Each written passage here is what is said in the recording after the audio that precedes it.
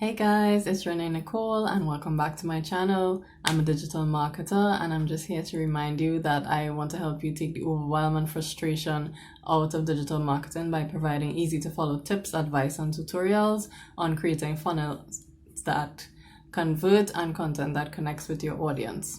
Okay, so last week we talked about strategy and I explained what strategy was and the 4 questions that you need to ask yourself when you're coming up with your funnel strategy. And then I also talked about the 3 stages of the customer journey as it relates to how it is they move through your funnels. So if you haven't watched that video yet, you can click the link above and you can have a look at that video, okay? This week we're going to talk about the value ladder and creating a customer journey. Now, of course, you're going to be asking me, well, Renee, what is a value ladder, right? And what exactly is a customer journey? So I'm going to explain what those 2 things are, okay? So the value ladder is basically the series of offers that you present to the prospective customer or even to your customers as they move through your funnel. So basically, it ranges from a free offer or something that's low cost all the way up to premium offers. So for example, you can give away something for free, such as something that you can download or access to a video or even free access to a membership. Then it moves up to something that's that involves some kind of cost. So it could be again a low cost membership or some kind of course. And then it goes all the way up to premium memberships where they could work one-on-one with you, or it could involve some kind of premium price product, or let's say, for example, a mastermind level coaching.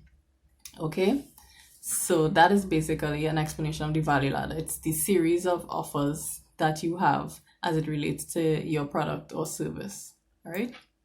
So how does the value ladder and the customer journey come together is that the customer journey is the series of steps that the prospective buyer takes to becoming a customer and then becoming a repeat customer.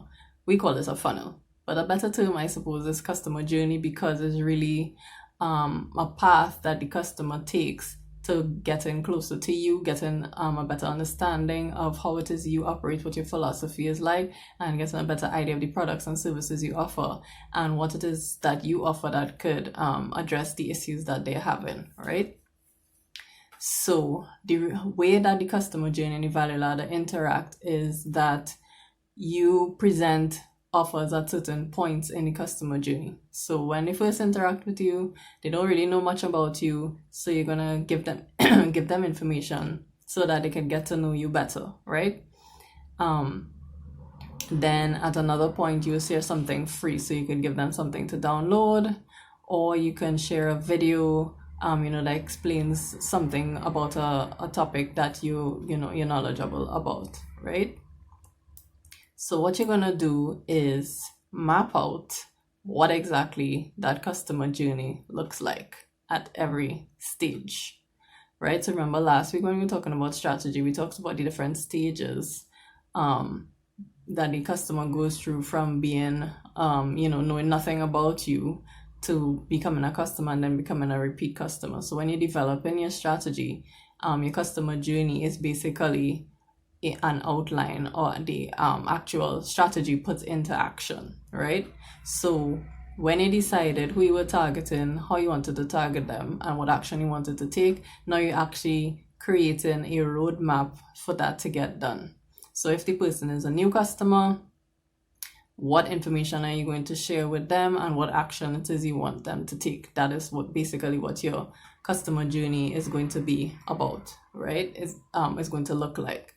So when they now get to meet you, you have the first interaction, and it might be, as I said before, you just invite them to do something really simple, join your Facebook group. And again, when you're developing your customer journey, you have to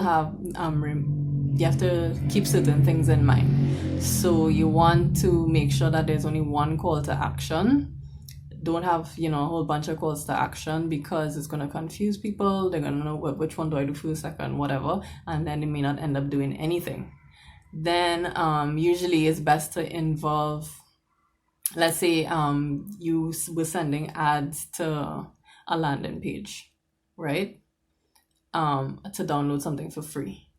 If they download something for free, sometimes it works where people want to take action quickly. So when they download something on the thank you page, you could have something that's like a fast action bonus, or like a one-time offer where you tell them, hey, well, thanks for downloading, X, Y, and Z. If you want to work with me one-on-one, how about you set up a free discovery call? Or how about are you interested in joining my membership or something like that?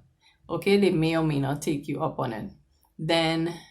But the thing is, the offer is still there because there are people who would want to take action right away. So you need to have something in place so that for people who want to, they're ready to go out the gate, you have something that you can offer them instead of just giving them the download and saying, thanks, bye. Right? You have to try and keep them engaged and keep nurturing that relationship. Then there are some people who are a little slower to respond. They're like, well, I don't know. I need to find out some more information about you. So, it will take a little bit longer to nurture them. So then you release your nurture sequence, which is basically a series of emails where you, again, present information about yourself and you give them something of value. As I said, it could be advice, it could be tips, it could be tricks, it could be tutorials, it could be demos. There's anything that you really want to teach your customer, because you know your customer, you know what pain points they have, what problems they have. So you would be releasing, small nuggets of information that would be showing them that, hey, I know what I'm talking about, right?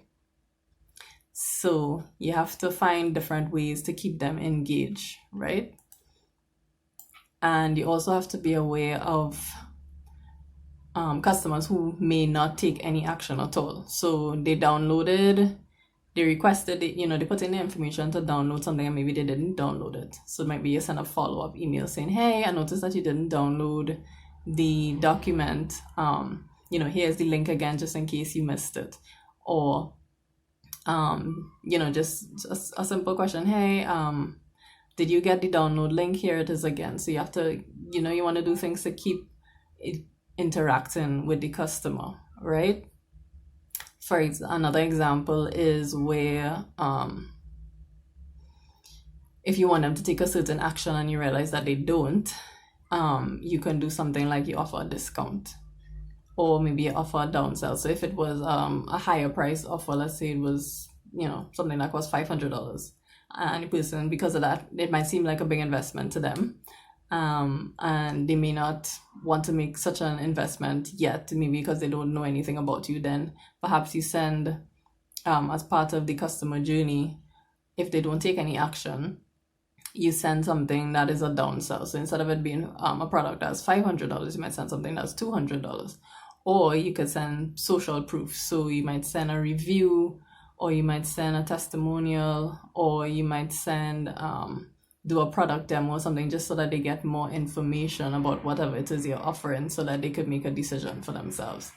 You could also offer another freebie or offer a bonus on top of whatever the original offer was. So it's different things to kind of encourage them to make that buy and purchase. Okay, so just to recap, we talked about the value ladder, what it is, and it's basically the different levels or tiers of service that you offer to the customer, and it ranges from premium, it ranges from a lower price or free offer all the way up to something that is very, high ticket premium offer.